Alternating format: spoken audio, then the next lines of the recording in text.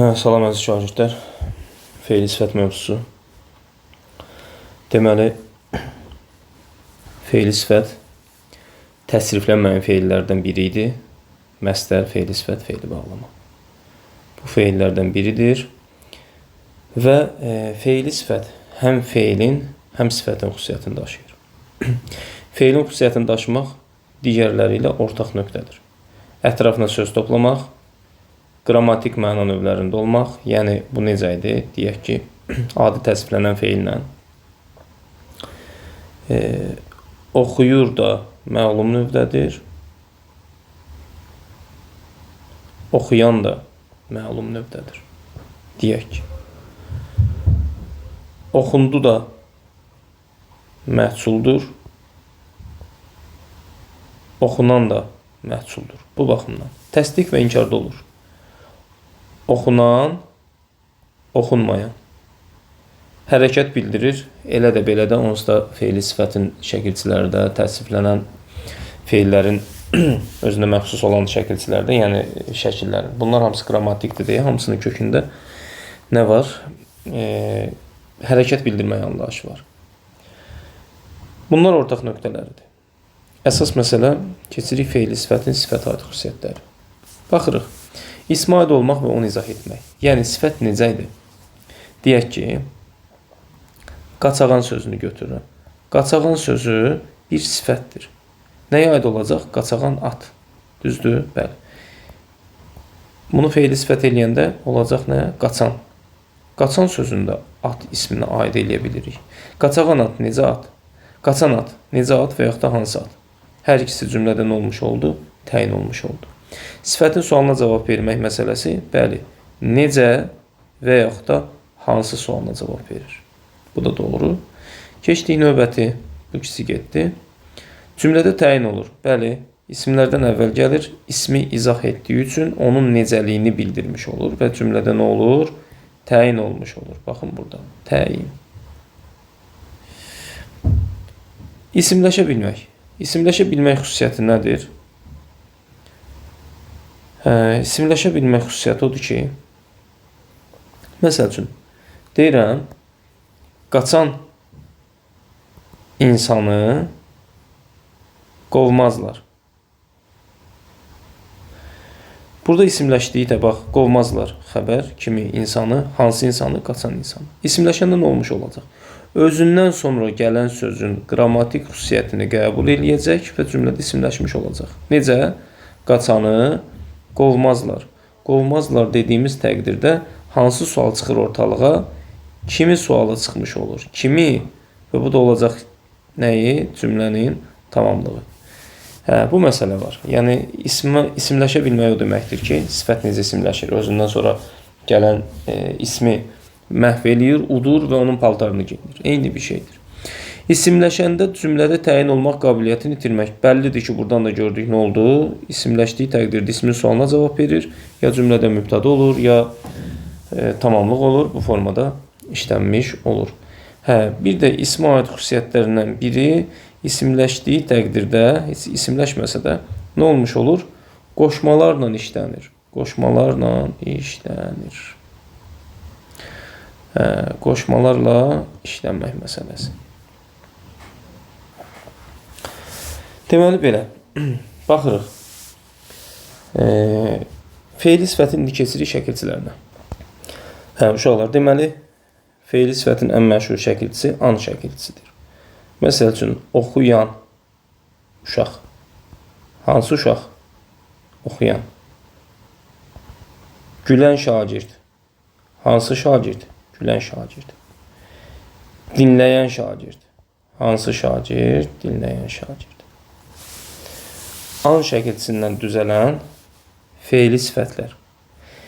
Bir də uşaqlar, fe'li sifətlərdə zaman bildirmək olmasa da zaman anlayışı var. Zaman anlayışı. Məsələn, an şəkilçisi indiki zaman anlayışı bildirir. Yəni, hal-hazırda oxuyan uşaq deyəndə, demək ki, orada oxuyur ki, biz onu oxuyan uşaq adlandıraraq nə edirik? Göstərmiş oluruq. Bu şəkilçidən sonra var nə? Mış üstü 4 şəkilçisi və dıq üstü 4 üstəgələk mənsubiyyət şəkilçisi. Yəni, bu nə deməkdir? Dıq şəkilçisi heç vaxt mənsubiyyətsiz heç bir feili sifətdə işlənmir. Və bunun hər ikisini anlayışı bildirir?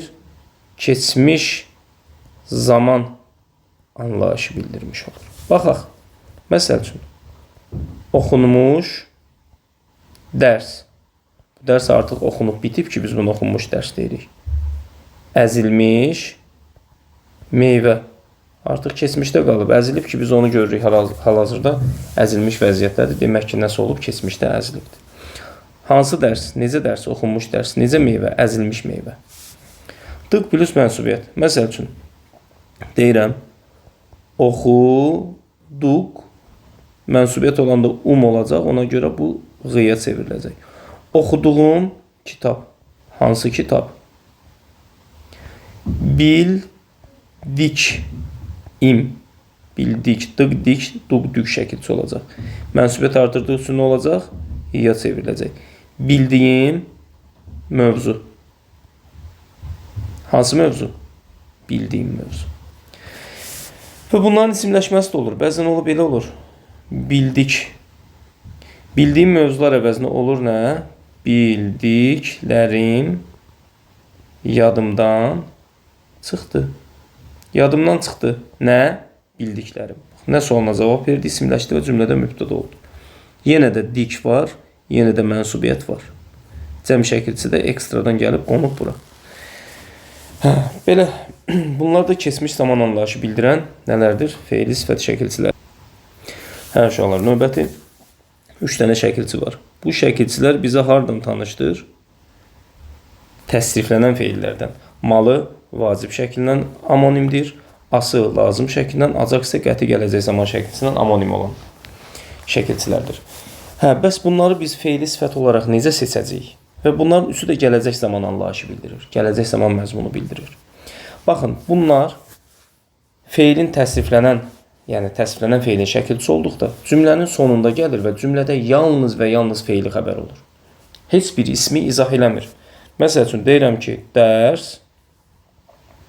oxunmalıdır. Nə edilməlidir? Oxunmalıdır. Nə? Dərs. Yəni, bu cür cümlələrdə adədə isimlər mübtəda və ya tamamlıq olur. Ası. Məsəl üçün, nə deyirəm? Kəndə gediləsidir. Bunlar feili sifət deyil. Baxın, gördünüz, feil nə ediləsidir? Gediləsidir. Haraya? Kəndə. Cümlənin xəbəri oldu. Və yaxud da kitab yazılacaqdır. Baxın, xəbərli şəkilçisində də işləndi və kitabda cümlədə mübtəda oldu. Bunlar oldu nə? Feilin şəkilləri feili sifət kimi işlənəndə isə feili sifət kimi işlənəcək harda? Hər hansısa bir ismi izah eləyəcəksə, həmin ismin əvvəlində işlənəcək və cümlədə təyin olacaq. Təyin olmasa belə isimləşmiş feili sifət olacaq. Məsəl üçün, oxunmalı dərs. Hansı dərs? Necə dərs? Oxunmalı dərs. Ası, deyiləsi söz. Necə söz? Deyiləsi söz. Acaq. Məsəl üçün, yazılacaq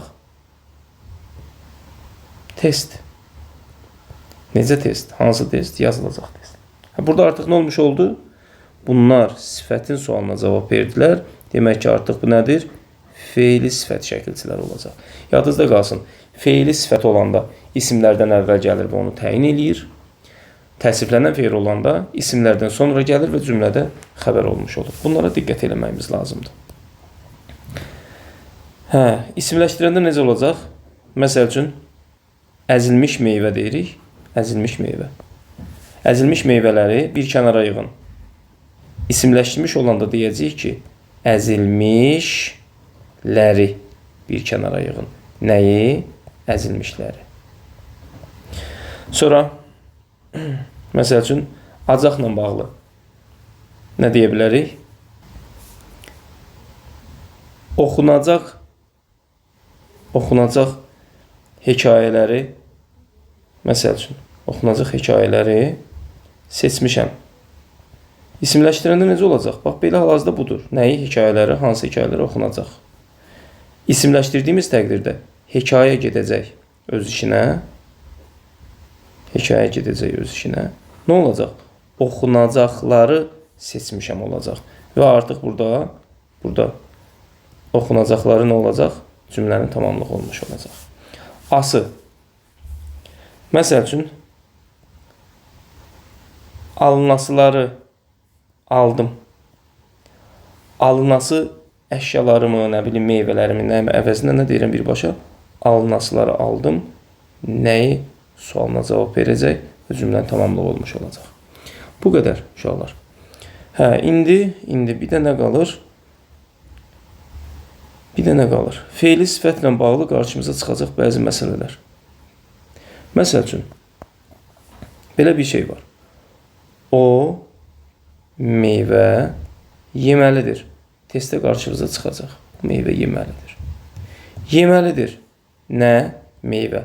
Hansı meyvə? O meyvə. Bir cümlənin bu versiyası var. Bir də bu versiyası var. O'dan sonra vergül. O meyvə yeməlidir. Meyvə yeməlidir. Artıq burada yeməlidir deyəndə mübtədanı o kimi götürəcəyik. Niyə görə? Çünki O'dan sonra vergül qoyulubsa, o cümlənin nəyidir? Mübtədası. Demək ki, artıq burada meyvə qeyri-müəyyən təsirli kaldır və tamamlıq olacaq. Nə yeməlidir? Yəni, nəyi yeməlidir? Burada isə vergül qoyulmadığı üçün demək ki, bu nədir? Özündən sonra gələn ismi təyin eləyən işarə əvəzliyidir. Yeməlidir. Nə yeməlidir? Meyvə.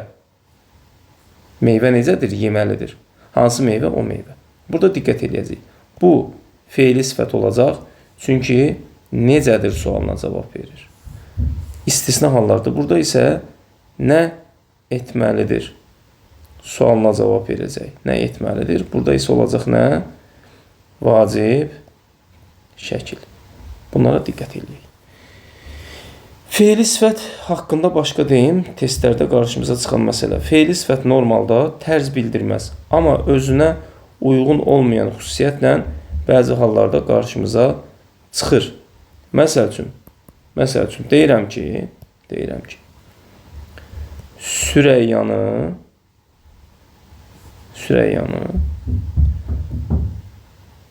qapı bacanı süpürən gördüm.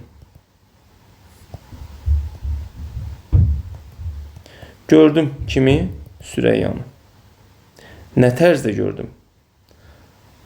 Qapı bacanı süpürən. Bax, bu formada. Qapı bacanı süpürən tərzdədir. Sadəcə birbaşa belə verilir. Və yaxud da onu Qarabağ uğrunda gedən döyüşlərdə, bax, testinizdə bu var. Vuruşan gördüm. Nə tərzdə gördüm? Bu döyüşlərdə vuruşan gördüm. Vuruşan tərzdə, yəni. Zəfli olmuş olacaq. Və yaxud da deyirəm ki, Aylini qapıya söykənib dayanan gördüm. Gördüm kimi Aylini nə tərzdə gördüm? Qapıya söykənib dayanan gördüm. Bax, bu formada uşaqlar. Bunu da yaddan çıxartmırıq. Bu, fe'li sifətin özünə məxsus olmayan bir xüsusiyyətidir ki, yəni normalda zərflik olmur, zərflik bildirmir, əsas fe'li sifətdir. Sifət əvəz eləyir, bəzən isimləşir, amma belə versiyalarda demək ki, nə olurmuş?